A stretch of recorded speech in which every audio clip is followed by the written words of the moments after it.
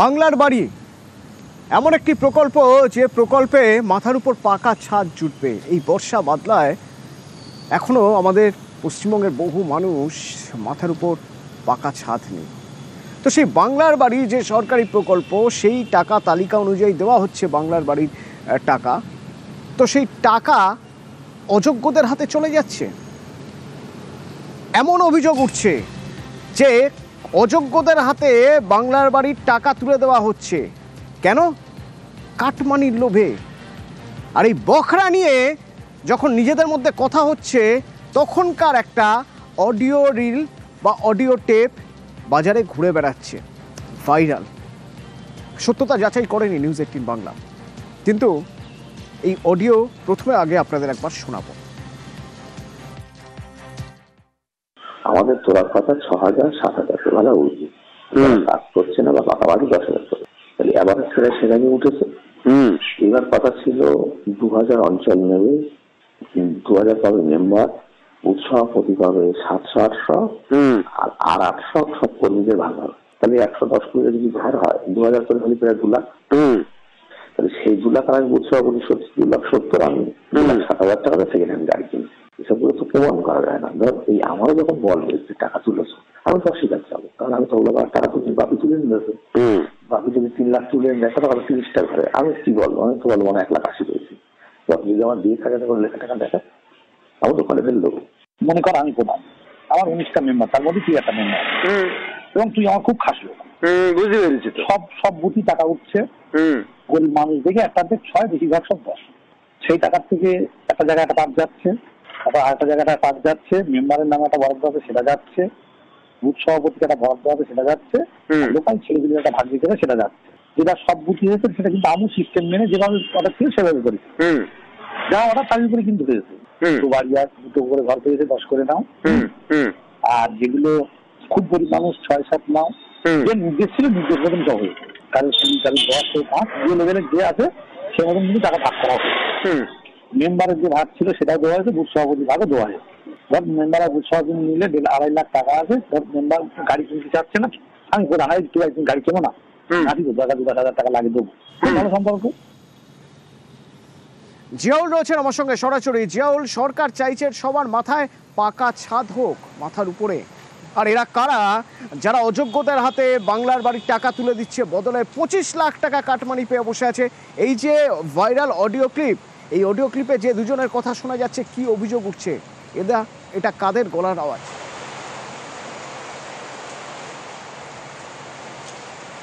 একদম দেখো, হাড়োয়া বিধানসভার গোপালপুর 1 নম্বর পঞ্চায়েত এলাকায় এখানে 125টির মতন বাংলা আবাসের বাংলার বাড়ির ঘরে টাকা ঢোকানো হয়েছে। কিন্তু দেখা যাচ্ছে সেখানে অধিকাংশ অযোগ্যদেরকে টাকা দেওয়া হচ্ছে, যাদের পাকা বাড়ি রয়েছে তাদেরকে টাকা দেওয়া হচ্ছে, যাদের ভাঙা বাড়ি, টিনের বাড়ি বা তিরপলের বাড়ি, তাদেরকে টাকা দেওয়া হচ্ছে না। সেই টাকা দিতে গিয়েও দেখা যাচ্ছে সেখান থেকে কাটমানি নেওয়া হচ্ছে। এবং এটা অডিও ভাইরালে একদম স্পষ্ট যে যারা গরিব মানুষ তাদেরকে 7 থেকে 10,000 টাকা নিতে হবে, এবং 10 থেকে 20,000 টাকা নিতে হবে যারা একটু অবস্থাপূর্ণ ঘর, এবং যাদের পাকা বাড়ি তাদেরকে আরো বেশি টাকা নিতে হবে। ফলে এই অডিও ভাইরাল হয়েছে কার সঙ্গে কার কথোপকথন? এক অঞ্চল, অর্থাৎ একজন বুথ সভাপতি, তার সঙ্গে সভাপতির কথোপকথন হচ্ছে, এবং এই অডিও ভাইরাল, ইতিমধ্যেই ভাইরাল। এবং এই যে কাটমানির টাকা নেওয়া হয়েছে, সেই কাটমানির টাকাতে তিনি গাড়ি কিনেছেন, এটাও তিনি স্বীকারোক্তি দিলেন। এবং এটা আরো বললেন সেই টাকায় শুধুমাত্র কাটমানির টাকা তিনি একা খাননি, সমস্ত স্তরের নেতাদেরকে তিনি সেই টাকার ভাগ দিয়েছেন।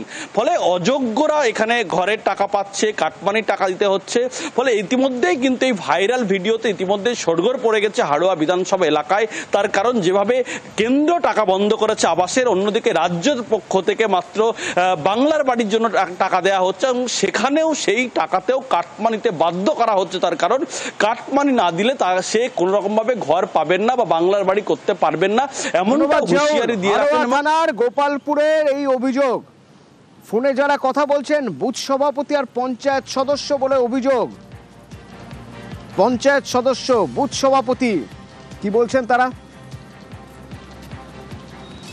দেখুন, সামনে 2026 সালের ভোট, তো নির্বাচনে তো আমাদের এখানে কোনো মতেই দাঁড়াতে তারা পারেনি। বিরোধীদের টোটালটাই চক্রান্ত করে বলছে। আমরা নিজেরাই চাইছি যে এই কল রেকর্ডিংটা তো আমাদের নাই, এর তদন্ত হোক, যে কল রেকর্ডিংটা কে বা কারা করেছে।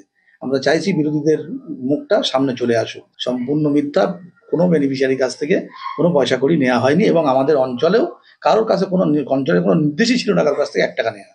এটা পুরোটাই মিথ্যে, ভুল। সামনে আমাদের বিধানসভার ভোট আসছে, তার জন্য বিরোধীরা চক্রান্ত করেছে। আর প্রত্যেকটা যেটা সার্ভেতে এসেছিল ঘরের, আমাদের বিডিও অফিস থেকে নজরদারিতেই অফিসাররা এসে প্রত্যেকটা বাড়িতে ভিজিট করে ওনারাই সবটা, ওনাদের নজরদারিতেই সবটা হয়েছে। তার মানে আপনি বলতে চাইছেন কোনো দুর্নীতি হয়নি? না, এখানে কোনো দুর্নীতি হয়নি। আর এই সুযোগে আসরে বিজেপি দুর্নীতি, ঘরের টাকা মারা বা বিভিন্ন রকম সরকারি প্রকল্পের টাকা মারা, এটা হচ্ছে ওদের রন্ধে মিশে আছে। এক একটা মেম্বার স্করপিও গাড়ি, 4-5টা করে বাড়ি, এই ধরনের মেম্বার এবং এই ধরনের পঞ্চায়েত পশ্চিমবাংলার বুকে ভরো ভরো আছে। এবং আমরা যে সামনে যেটা এসছে তার শুধু একটা পূর্ণাঙ্গ তদন্ত এবং গরিব মানুষের হকের টাকা মেরেছে তাকে শাস্তি দেওয়ার ব্যবস্থা করুক, এটাই চাইছি। গরিব মানুষ বঞ্চিত হচ্ছে প্রতিনিয়ত, আমরা এর জন্য আওয়াজ তুলছি। আর ওদিকে উত্তর দিনাজপুরের গোয়ালপুকুরে দেখা যাচ্ছে আবাসের টাকা ঢোকার পরেই অনেকে জমি বেচে দিয়েছেন, অনেকে বাড়ি তৈরিতে অনীহা, তাদের বিরুদ্ধে আইনি পদক্ষেপ করা হতে পারে। ব্লক প্রশাসনের আধিকারিকরা এবার বাড়ি বাড়ি যাচ্ছেন তাদের বোঝাতে।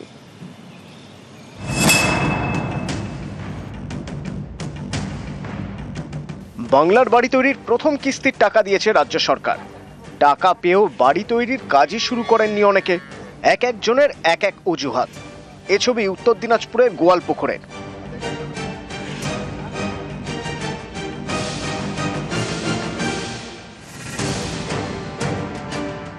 গোয়ালপুকুরের 2 নম্বর ব্লকে 11টি পঞ্চায়েত বাংলা আবাস যোজনার প্রথম কিস্তির টাকা পেয়েছেন মোট 5013 জন উপভোক্তা। টাকা পাওয়ার পরও অন্তত 513 জন এখনো ঠিকমতো বাড়ির কাজই শুরু করেননি। কেউ আবার টাকা পেয়ে জমি বিক্রি করে দিয়েছেন। গোয়ালপুকুরের নিজামপুর 1 নম্বর গ্রাম পঞ্চায়েত এলাকায় সব থেকে বেশি অভিযোগ। ঘরের টাকা পেয়েছিলেন? হ্যাঁ, পেয়েছিলাম। কত? 60,000। 60,000 পেয়েছেন। বাড়ি কেন তোলেন নাই? বাড়ি একটু লেট হয়ে গেছে। কেন? হয়তো একা মানুষ, কি করব, ঘর ভাঙতে হয়, আবার রোড আনতে হয়, বালু আনতে হয়, সিমেন্ট আনতে হয়। বাড়ি করতে আমি চলে গেছে বাহার, তখন বাড়ি করতে পারবো।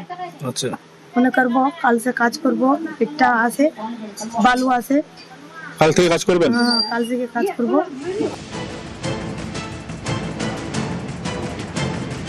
আর এতেই পঞ্চায়েত থেকে শুরু করে ব্লক প্রশাসনের আধিকারিকদের চোখ কপালে।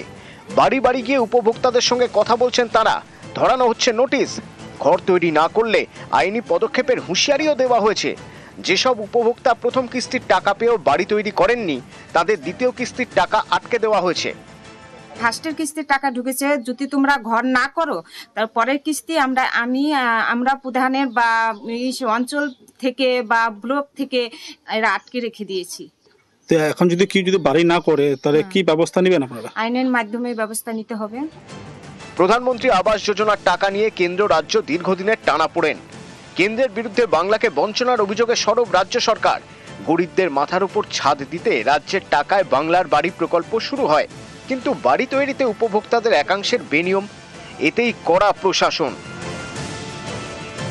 গোয়ালপুকুর থেকে চঞ্চল মোদক, নিউজ 18 বাংলা।